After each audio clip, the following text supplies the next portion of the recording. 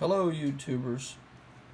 I am in the process of restoring a 1999 KX250. I don't know if you can see that or not. There we go. 1999 Kawasaki KX250. So I just got finished putting in all the bearings and everything on the cases. All brand new bearings. I bought the wrench rabbit kit that came with the whole enchilada, and I did discover there was a couple of things that were missing in it. A little bit of a disappointment. Notably, the bearings on the opposite side for the water pump and power valve, which came on this, the other half of the case, these two bearings here were not included in that kit. So if you do the wrench rabbit kit, remember that to do a full restore you're going to have to order these bearings. So I heated the cases at 325 degrees. Oh, let me start from the beginning. After I tore the bike down and cleaned it and everything, I media blasted the cases. They look really good. I do have a bunch of corrosion down here, but I'm gonna coat it with grease. It looks like the moisture from the flywheel and electrical compartment here, or the generator compartment, builds up. Maybe this hole, the drain hole or vent hole, got plugged. I don't know, at some point.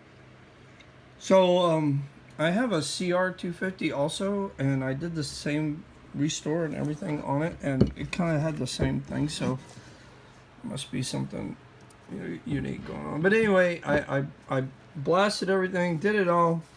The cases look fantastic.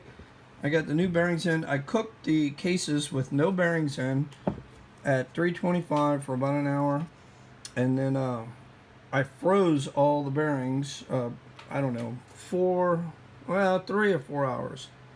And the main bearings with the steel liner here, this is a steel liner inside the aluminum casing. The frozen bearing with the heated case dropped right in. Bloop! No problems, right? And just about all the other bearings dropped in too. There was some tapping involved. This particular bearing right here for the shift drum.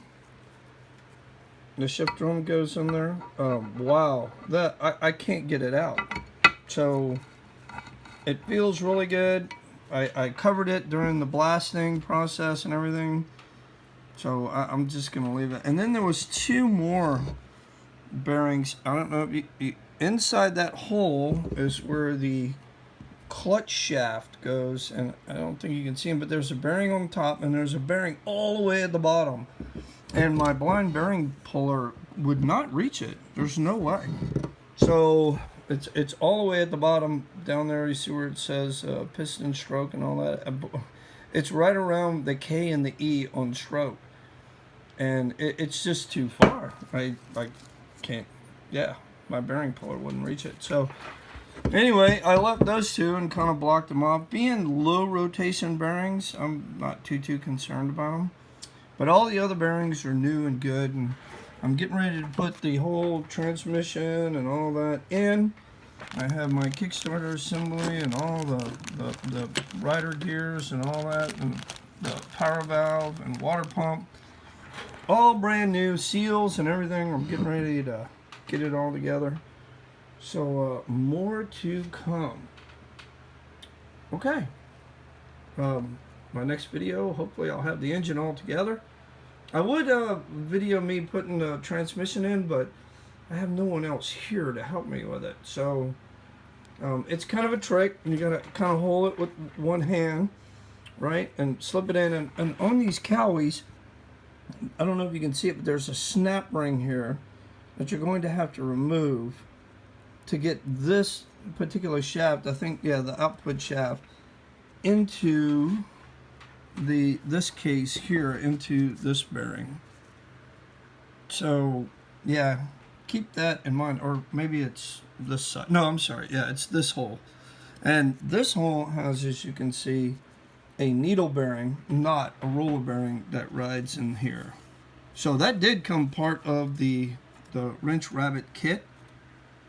So anyway, we're gonna give it a shot, put it all together, and I'll try to video what I can, so you can actually see the process. Oh, and the crank, right now, what I'm gonna do with the cases, I think, is I'm gonna put them back in the oven now that the bearings are in and heated all together evenly. And I have the crankshaft in the freezer right now. So I'm gonna drop the crank in, and hopefully I won't have to pull it, but I do have a crank pull tool from Tusk, along with the crank or the case splitter tool. So hopefully it all comes together. Okay. We'll see you at the next video.